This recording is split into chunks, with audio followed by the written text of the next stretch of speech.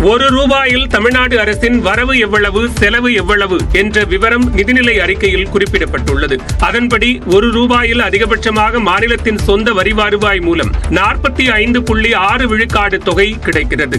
பொது கடன்கள் மூலம் 31.4% தொகையும், மத்திய அரசிடமிருந்து வரிகளின் பங்காக 12% தொகையும் கிடைக்கிறது. மாநிலத்தின் சொந்த வரியல்லாத வருவாயின் மூலம் 5.9 விழுக்காடு தொகையும், மத்திய அரசிடமிருந்து பெறும் மானிய உதவிகளாக 4.9 விழுக்காடு தொகையும் கிடைக்கிறது.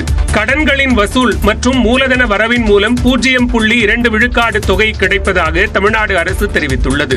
செலவுகளை பொறுத்தவரை அதிகபட்சமாக 31.6 விழுக்காடு தொகை மானியங்கள் மற்றும் உதவி தொகைகளுக்கு செலவிடப்படுகிறது. ஊதியங்களுக்கு 18.6 விழுக்காடு தொகையும், வட்டி செலுத்துவதற்கு 14.5 விழுக்காட்டு தொகையும் செலவிடப்படுவதாக தெரிவிக்கப்பட்டுள்ளது. மூலதன செலவுகளுக்கு 11.8 விழுக்காடு தொகையும், கடன்களை திருப்பிச் செலுத்துவதற்கு 9.7 விழுக்காடு தொகையும் செலவிடப்படுகிறது. இதோடு ஓய்வூதியம் மற்றும் ஓய்வு கால பலன்களுக்கு 8.5 விழுக்காடு தொகையும் செலவிடப்படுவதாக தமிழ்நாடு அரசின் பட்ஜெட்டில் குறிப்பிடப்பட்டுள்ளது. சென்னையில் தங்கம் விலை ஒரே நாளில் இருமுறை உயர்ந்த நிலையில் 1 சவரன் தங்கத்தின் விலை 66,000 தாண்டி புதிய உச்சம் தொட்டது. சென்னையில் 22 கேரட் ஆபரண தங்கத்தின் விலை கடந்த சில நாட்களாக ஏற்றமும் இறக்கமுமாக இருந்து வருகிறது.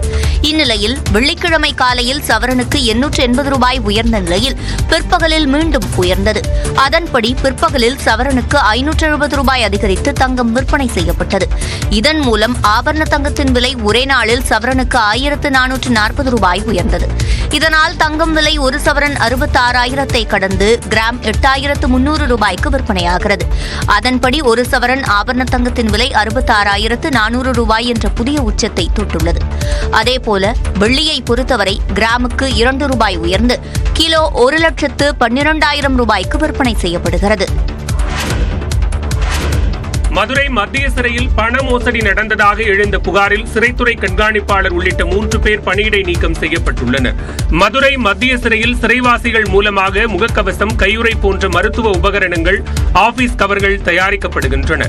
அதனை அரசு அலுவலகங்கள், நீதிமன்றங்கள் மற்றும் மருத்துவமனைகளுக்கு விற்பனை செய்தபோது 2021ஆம் ஆண்டு போலி ரசீது தயாரித்து பல கோடி ரூபாய் மோசடி நடந்ததாக புகார் எழுந்தது.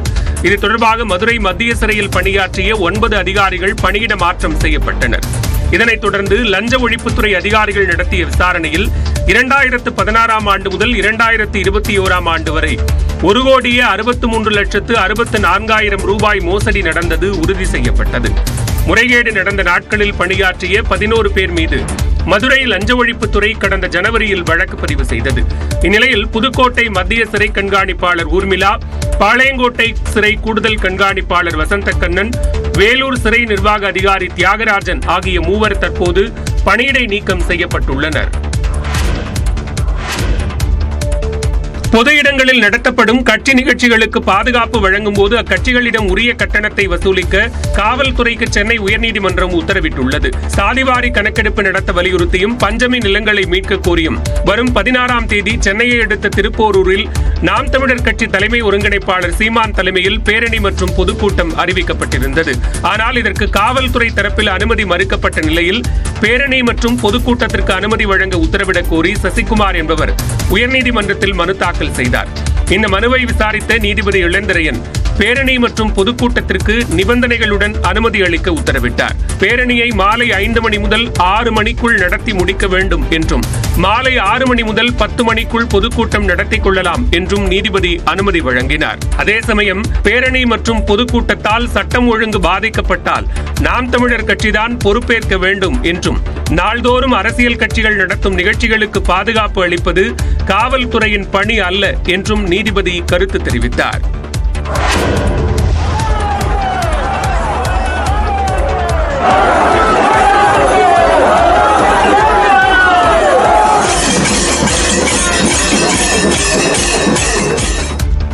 மாநில மக்கள் சங்கமித்த ஓசூர் சந்திரசூடேஸ்வரர் கோயில் திருவிழா தேரோட்டத்துடன் களை கட்டியது. ஓசூரில் 1000 ஆண்டுகள் பழமை வாய்ந்த மரகதாம்பிகை உடனுரை சந்திரசூடேஸ்வரர் கோயிலில் மாசி மாத உற்சவம் கடந்த 8ஆம் தேதி கொடியேற்றத்துடன் தொடங்கியது. திருவிழாவின் முக்கிய நிகழ்வான தேரோட்டத்தில் மரகதாம்பாள் தாயார் சந்திரசூடேஸ்வரர் சுவாமிகள் சிறப்பு அலங்காரத்தில் எழுந்தருளி பக்தர்களுக்கு அருள் பாலித்தனர். கிருஷ்ணகிரி மாவட்ட ஆட்சியர் தினேஷ்குமார், ஓசூர் சார் ஆட்சியர் பிரியங்கா, ஓசூர் மாநகராட்சி ஆணையர் ஆகியோர் தேரை வடம் பிடித்து இழுத்து தேர் திருவிழாவை தொடங்கி வைத்தனர். அவர்களைத் தொடர்ந்து அரோகரா கோஷங்களுடன் ஆயிரக்கணக்கான பக்தர்கள் வடம் பிடித்து தேரை இழுத்துச் சென்றனர். வாழைப்பழம், உப்பு, மிளகு ஆகியவற்றை தேர் மீது வீசி பக்தர்கள் தங்களது நேர்த்திக்கடன்களை நிறைவேற்றினர். இந்த தேர் திருவிழாவில் சிவனடியார்கள் சிவனுக்கு உகந்த வாத்தியங்களை இசைத்தும் பெண்கள் கோலாட்டமாடியும் சென்றது அனைவரையும் கவர்ந்தது.